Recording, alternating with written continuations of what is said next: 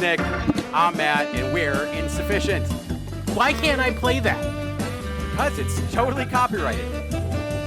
Ladies and gentlemen, boys and girls, welcome to Insufficient. He's Matt, I'm Nick. It's Monday, August 25th. You are like 2 weeks and a few days away from some Phish at a Bourbon and Beyond festival. Yeah.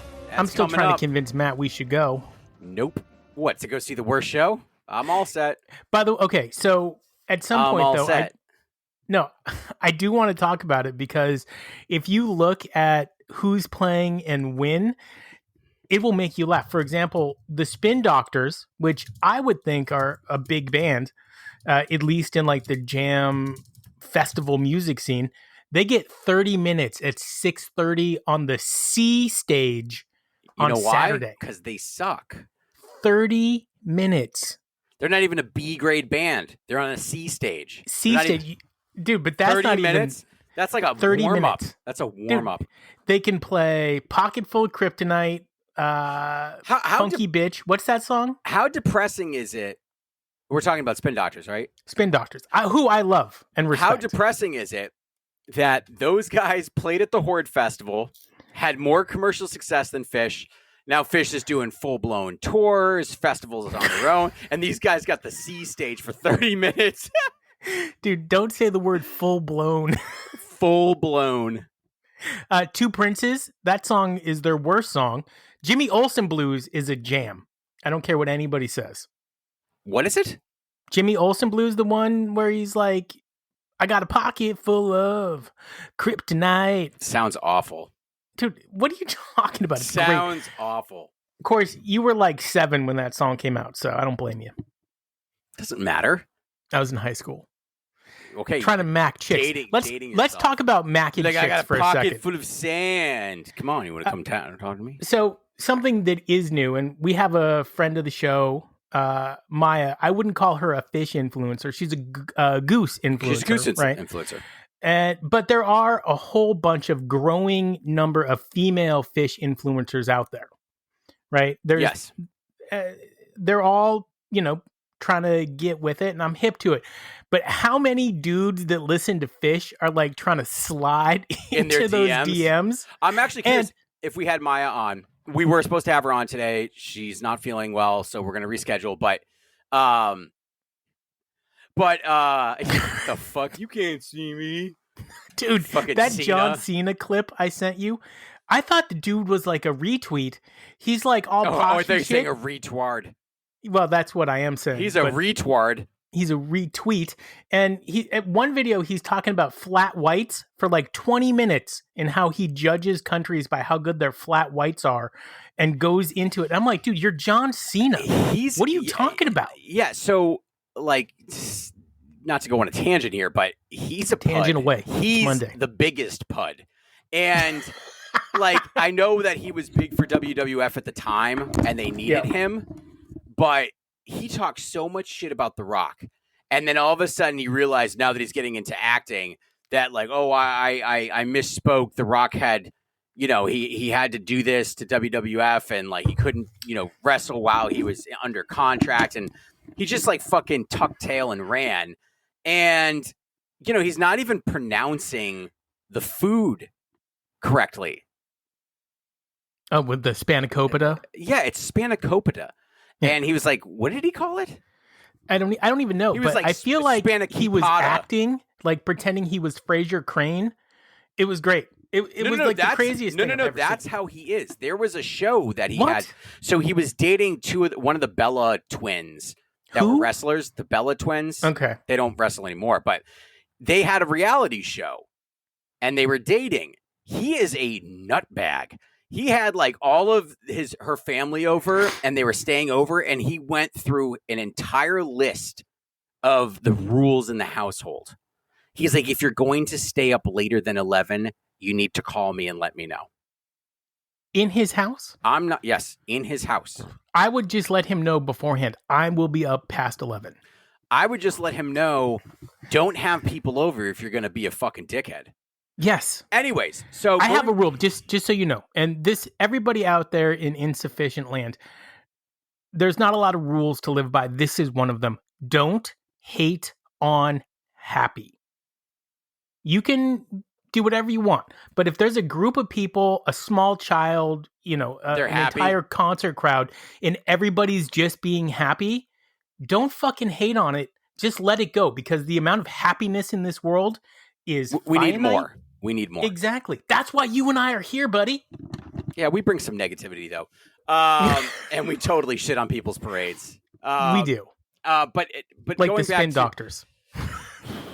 going back to C stage, 30 minutes. Yeah, C stage, 30 minutes. Horde festival with Phish at the same time. Let's just say Phish was on C stage for 30 minutes. Yeah.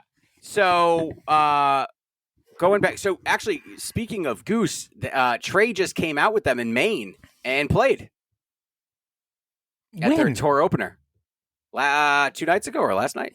Yeah, are you sure you're not seeing something back in time from like 2024? 2025. Good for Trey. That makes me fucking happy. And it makes me happy for Goose and Trey. By the way, we've never talked about it. The old drummer Ben is an actual friend of mine from Goose. He's the brother of a sister who's really close to our family.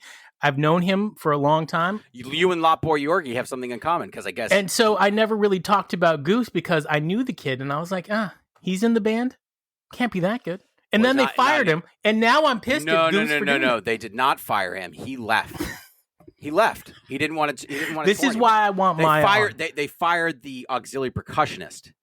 You can't. That's not even a position. Because he was sliding into people's DMs. Okay, so let's go back to the original tangent, which is dudes sliding into female Phish influencers' DMs. What's the strategy here? Like, what? How are you setting yourself apart? Well, so this is something that we should have talked to Maya about. Is and we will, but it's like, let's does just that happen branch to it you out. a lot? I'm kind of curious. Does this happen to her a lot? Does she have a lot of guys that are purposely will not comment on female influencers because I don't want it to seem like I'm trying to be creepy. Which, with this face, it seems like it all the time. Oh, it's almost immediate. Fuck you. Almost, especially with that shirt on. Holy dude, fuck! I rolled the gold chain. But you look like you rock lotions and. I got lotion on now. And dildos and like swings and shit. Like with dildos? That shirt, yeah, with that shirt, that's good. Yeah, dude, you're getting pegged. With that shirt. And I'm not gonna. I don't want to blow my load right now. But you don't. No. I don't want to get into the Goose thing yet with the new album because we're not doing that. I want to talk to Maya about that. And so I'm kind of curious to see like how many guys are sliding into her DMs. I think we should make that a regular thing. You know that Erica Gaming, that girl. Dudes are sliding into her DMs all the time, but she's asking for it. She's asking. It literally says on her like name, like slide. Maya dating. Yeah, no, I think that's different. But whenever we have a female influencer on or somebody in that community that's a woman, I want to know, and I want to know because it's got to be the funniest fucking thing ever. Like, hey, man, you need to go back and you need to listen to, 12/15/92. That show's going to change your life. Hey, you want to come get naked? Like, well, no, it'd be like, what's the transition? Yeah, it'd be like, listen, you got to listen to the show. Would you like to come over and drink some kombucha and maybe put on some spandex? I mean, who knows? I've got this kombucha that's 30 years. The Skogie is like 30 years old. Yeah, but she's from California, so she's down with that. She's like, she's like, I'll come over and have kombucha. What is and wrong we'll have a with great people? time. Oh my god! And it will be awesome. Have you seen that Always Sunny where he's making fun of? He goes, "Nobody talks like that. Nobody talk." No, it's not. It's Paul Rudd. Yeah, it's Paul. Rudd. Yeah. Nobody talks like that. Yeah, people from California talk like that. That's crazy. I would take the Boston fucking accent any day over whatever the fuck that is. Like, you sound like a 3-year-old, like someone who's just learning how to like put sentences together.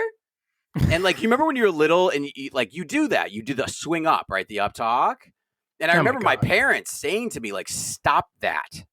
That needs to stop because it's obnoxious. What's even more obnoxious is like when you're playing and you're on like TikTok Live or something, and then you look at people and you wink like that. Wait, I don't know what that is. Yeah. I wink at people on TikTok Live? No, other people do. Okay. You know what? we were talking about Spin Doctors. We're a couple weeks away from Bourbon and Beyond. By the way, that Bourbon and Beyond Festival, if you gave us tickets, we would go and we would say nice things about your shows. We would. We absolutely would. If you pay and we for have us a growing to go, fan base. Yeah. So Bourbon and Beyond, let's slide into these DMs. That's what I'm talking about. Shout out to my sister-in-law, Alex, who has been tearing it up on Instagram. She's got a whole thing. It's completely different than what we do, but it's about, body health and things like that. She had a huge influx. She was at 1,500 followers, and in one night she got 6,000. Unbelievable. Congratulations. Yeah, shout out. Unbelievable. So good for her. Phish, Saturday, 7/11/1992 at the Garden States Arts Center in Holdell, New Jersey. We have Phish at the Horde Festival. Since we brought it up, we're going to give you exactly what you want. So 92, what was it? Is 7-Eleven. By the way, you get a free squishy on 7-Eleven if you go there. Do you? Slurpee. A squishy? I don't want a squishy.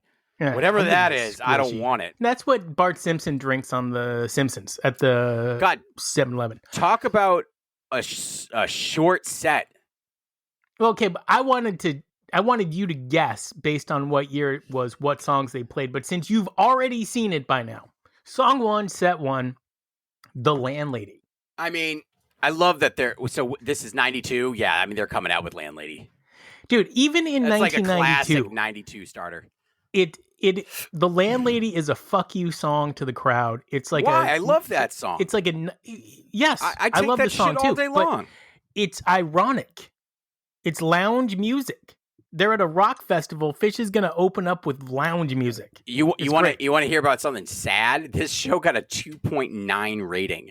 I'm going to have to listen to this again. Yikes. Okay, song 2, Runaway Motherfucking Jim. Okay.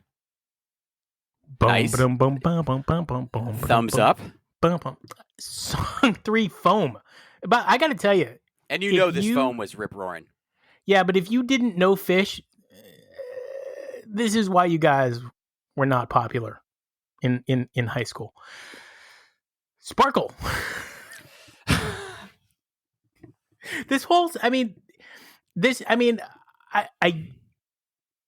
I get it. I love the band. They're definitely the band I've listened to the most.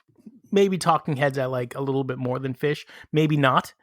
It's close, but you guys are at least number 1 or number 2. Okay. But I can totally see why you guys just self-sabotage. You're at Horde Festival. You're playing Foam, Sparkle, and then Stash. I like that. What's wrong with that? Why is that self-sabotage? 1992, rest of the music that was out there. And that Stash was it's not the Stashes today. Not the Stashes today. Super aggressive. You got to put in context Phish in 92. Aggression. Okay, so the first song from their whole set is that I think is appropriate for this venue would be The Squirming Coil. It has real lyrics. It's actually going somewhere. Runaway Jim has real lyrics, but it's a really long kind of jammy song. Foam does not have real lyrics. Sparkle is camp. Stash, great song, but not, for people that don't know you, maybe not the best. Countercultural for what they were doing at this time. I totally get that. Cavern, another great song for them to do. Great song. This real makes no sense. As a matter of fact, Cavern is a song that I would recommend to somebody that's never heard Phish to listen to see if maybe you like them. Okay. I can see that. Vacuum solo in the middle, obviously. Interesting. So that is where I think people are 2.9. And I feel like this is also the version where they use penis erector instead of whatever the other lyric is. Serpent deflector. Actually, interesting. Some dancers came out and danced with Phish during Landlady. Fishman? Or the whole band? No, just with Trey and Mike. By the way, did you see that video? Who is Romer's Roost? What is their thing? I don't know. They're all over social media, and they show clips. I think they're faceless. I don't think that they have. Oh yeah, no, they don't. They don't. Person behind it. Is that the one with the bus on it? Could be a bus. Normal. I mean, they got green. good clips. It's green. They got good clips, but show your face. Have some fucking balls. Do they follow us? Be nice. You can. Oh, all right. He Vacuum puts solo back into cavern. Yeah, and then followed up with a "You Enjoy Myself." I like that they played "Yeah, Man." How does Trey not know the guy that came up with? Doesn't remember the name of the guy that coined the term "You Enjoy Myself"? I don't know, but an extra trampoline segment on Yem, and an extra microphone for John Popper during this one. John Popper on "You Enjoy Myself" is all right. I saw him. He jumped right through this trampoline. I am sure of that. He did. He jumped through the trampoline, embarrassed, and he left the stage. Thank fucking God. They were going to play Llama, but instead they went into Susie Greenberg. I love when they John do Popper Llama with with John great. Popper. That was really fucking cool. Dude, that guy can play. Good for him for all that weight loss. He gained it all back. He did? He gained a lot of it back. Are you kidding me right now? No, he stretched his stomach out. Keep talking. Because if you get that surgery and eat through it, yeah, you can stretch the stomach back out. No. I mean, he's not as big as he was, but he's still pretty big. I see a picture of him. He looks fine. He's okay. Relatively He looks like me. God damn it! No. Be nice. Maybe me when we started this podcast. Yeah. I was like pushing 245. I'm down to 190. Nice. Living that healthy lifestyle. Starving. I know. I had tacos for dinner last night. I know you did, and you weren't happy with them. It really upsets me. Okay, did we finish that? Yeah, After You that's Enjoy it. Myself? That's it. Susie G. Susie Greenberg. That's another song that I think is appropriate. I also like that they played You Enjoy Myself. I think that that's appropriate. There's an interview. You've seen it. MTV, I think, is interviewing Mike and Trey. And Mike's got like on this like green shirt, and Trey's in like the really high water fucking shorts. Yep. And where they like cross their legs in synchronicity. They drink a beer and cross their legs. That's at the Horde Festival. And they, they talk deeply about who they are as a band and what they're trying to do. They're very fucking serious about it, especially during that time. Very fucking serious. Like, they're not messing around at all. No. They didn't find it as a joke. They're just like... Phish is not lucky. Phish is 4 talented individuals that work their fucking ass off. Yeah, these guys pushed their way through. Yeah. Relentlessly. Agreed. Time and pressure, right? Isn't that what they said in Shawshank, right? When Andy Dufresne got out, all you need is time and pressure.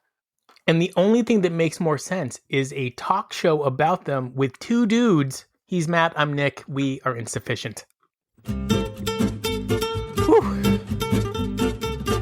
All right. Question of the day. Which is Phish's true peak? Fall 95, Fall 97, or Summer 03? I wasn't going to say Summer 03. I would have said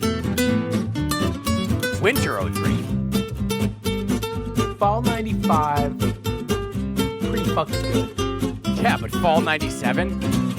Fall 97 is pretty good. I'll tell you what, though. If they kept the momentum, if they had another 7 to 10 shows after SPAC and they kept that momentum going, you'd be looking at a new peak that would be pretty high. I know. I agree with you on that. If they kept going another like 10 or 15 shows, you would see something really miraculous. Secondary question of the day is, will Phish be able to continue the momentum they had in upstate New York when they return in Tennessee? Answer to that question, no.